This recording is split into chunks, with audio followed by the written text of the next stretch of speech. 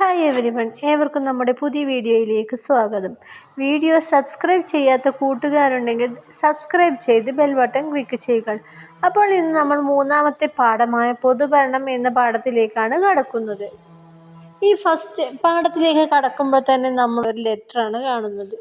വിവരാവകാശ നിയമം അടിസ്ഥാനമാക്കി സമർപ്പിക്കപ്പെട്ട അപേക്ഷയാണ് നമ്മൾ കണ്ടത്. സ്കൂളിൻ്റെ പ്രധാന ചുമതല കുട്ടികൾക്ക് മികച്ച പഠനാവസരങ്ങൾ ഒരുക്കുക എന്നതാണ്. സ്കൂൾ ലൈബ്രറികൾ ഇതിൽ പ്രധാന പങ്ക് വഹിക്കുന്നു.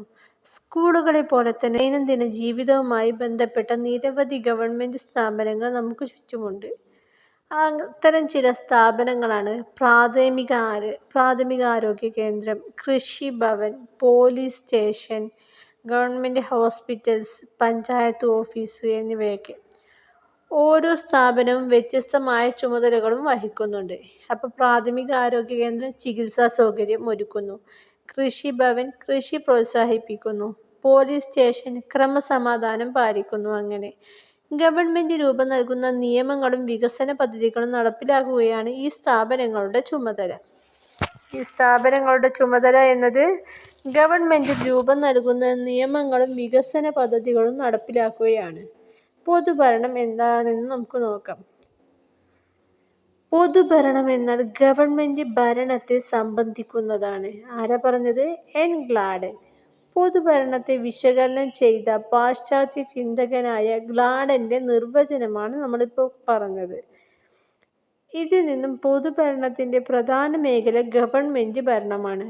രാജ്യത്ത് നിലവിലുള്ള നിയമങ്ങളും ഗവൺമെൻറ്റിൻ്റെ നയപരിപാടികളും വികസന പദ്ധതികളും നടപ്പാക്കുന്നതിന് ഭൗതിക സാഹചര്യങ്ങളും മനുഷ്യവിഭവവും ഫലപ്രദമായി വിനിയോഗിക്കുന്നതിന് പൊതുഭരണമെന്ന് പറയുന്നു.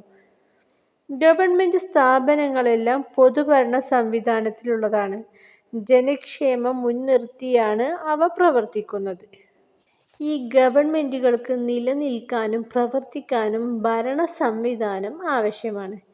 രാഷ്ട്രം നിലവിൽ വന്നപ്പോൾ മുതൽ പൊതുഭരണത്തിൻ്റെ ചരിത്രവും ആരംഭിക്കുന്നു.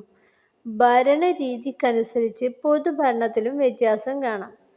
രാജഭരണകാലത്ത് രാജാവിൻ്റെ താൽപ്പര്യങ്ങളാണ് പൊതുഭരണത്തിൻ്റെ അടിസ്ഥാനം.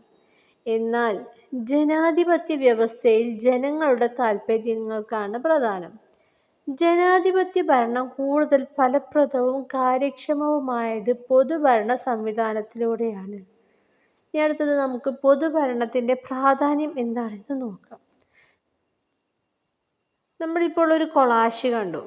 ഈ പത്രത്തെ പേജിൽ ഒരു കൊളാഷ് കണ്ടത്. ഈ കൊളാഷ് ഗവൺമെൻറ് സ്ഥാപനങ്ങളിലൂടെ ജനങ്ങൾക്ക് ലഭിക്കുന്ന ചില സേവനങ്ങളാണ് ഇതിൽ പ്രതിപാദിക്കുന്നത്. ജനങ്ങളുടെ വിവിധ പ്രശ്നങ്ങൾക്ക് പരിഹാരം കാണാനും ജനക്ഷേമം ഉറപ്പാക്കാനുമാണ് പൊതുഭരണത്തിലൂടെ ഗവൺമെൻറ്റുകൾ ശ്രമിച്ചുകൊണ്ടിരിക്കുന്നത്. നമുക്ക് പൊതുഭരണത്തിൻ്റെ പ്രാധാന്യം ഈ പദസൂര്യനിൽ കാണാൻ കഴിയും. പൊതുഭരണത്തിൻ്റെ പ്രാധാന്യം 4 പോയിന്റുകളാണ് കൊടുത്തിട്ടുള്ളത്. ഗവൺമെൻറ് നയങ്ങൾ രൂപപ്പെടുത്തുന്നു, ജനക്ഷേമം ഉറപ്പാക്കുന്നു, ജനകീയ പ്രശ്നങ്ങൾക്ക് പരിഹാരം കാണുന്നു, സാധനങ്ങളും സേവനങ്ങളും ലഭ്യമാക്കുന്നു. ഇതൊക്കെയാണ് പൊതുഭരണത്തിൻ്റെ പ്രാധാന്യം. എല്ലാവരുടെയും താൽപ്പര്യ സംരക്ഷണമാണ് പൊതുഭരണത്തിലൂടെ ഗാന്ധിജി ലക്ഷ്യമിട്ടത്.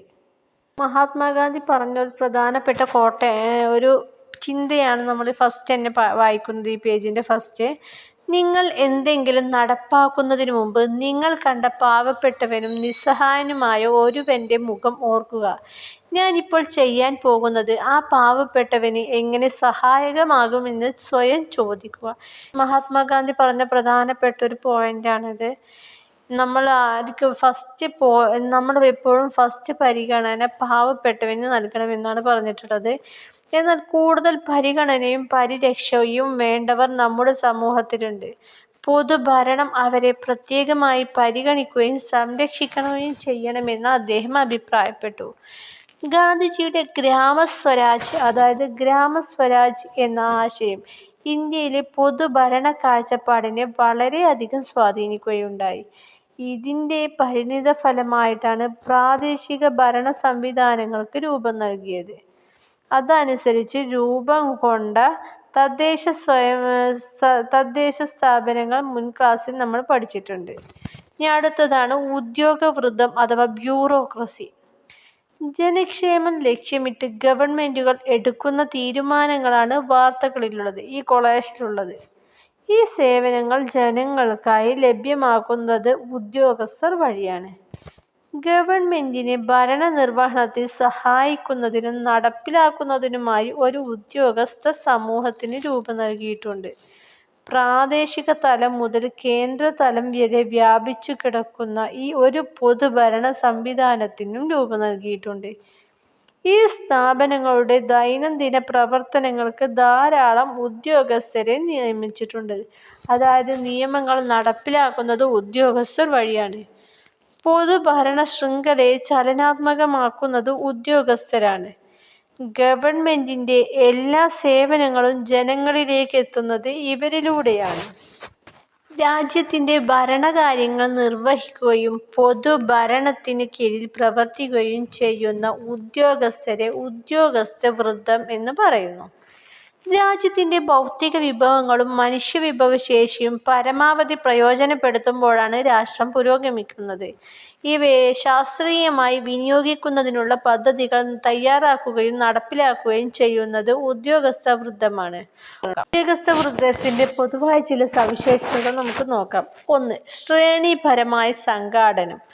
ഏറ്റവും ഉയർന്ന തലത്തിൽ ഒരു ഉദ്യോഗസ്ഥനും താഴെ തലങ്ങളിലേക്ക് വരുംതോറും കൂടുതൽ ഉദ്യോഗസ്ഥരും ഉൾക്കൊള്ളുന്ന രീതി, ഇത് ശ്രേണീപരമായ സംഘാടനം എന്നറിയപ്പെടുന്നു. അടുത്തത് സ്ഥിരത. ഉദ്യോഗസ്ഥനായി നിയമിക്കപ്പെടുന്നവർക്ക് നിശ്ചിത പ്രായം വരെ സേവന കാലാവധി ഉണ്ടായിരിക്കും. 3. യോഗ്യത അടിസ്ഥാനമാക്കി നിയമനം. വിദ്യാഭ്യാസ യോഗ്യത അടിസ്ഥാനമാക്കിയാണ് ഉദ്യോഗസ്ഥരെ തിരഞ്ഞെടുക്കുകയും നിയമിക്കുകയും ചെയ്യുന്നത്. 4.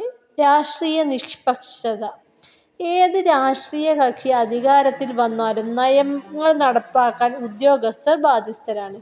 കക്ഷി രാഷ്ട്രീയ താൽപര്യങ്ങൾ അവരുടെ പ്രവർത്തനങ്ങളിൽ പ്രതിഫലിക്കാൻ പാടില്ല. അതായത് അവർ നിഷ്പക്ഷരായി പ്രവർത്തിക്കണം. 5. വൈദഗ്ധ്യം. ഓരോ ഗവൺമെന്റ് ഉദ്യോഗസ്ഥരും തങ്ങൾ നിർവഹിക്കുന്ന തൊഴിലിൽ വൈദഗ്ധ്യമുള്ളവരായിരിക്കും. ഉദ്യോഗസ്ഥവൃത്തത്തിന്റെ ഈ സവിശേഷതകളാണ് ഭരണം സുഗമവും കാര്യക്ഷമവുമാക്കുന്നത്. എല്ലാ ജനാധിപത്യ രാജ്യങ്ങളിലും ഉദ്യോഗസ്ഥവൃത്തത്തിന് ഈ സവിശേഷതകൾ ഉണ്ടായിരിക്കും. ഈ ഉദ്യോഗസ്ഥവൃത്തം ഇന്ത്യയിൽ എങ്ങനെയാണ് നിലകൊള്ളുന്നതെല്ലാം നമുക്ക് അടുത്ത ക്ലാസ്സിൽ പരിചയപ്പെടാം. അതുവരേക്കും ബൈ.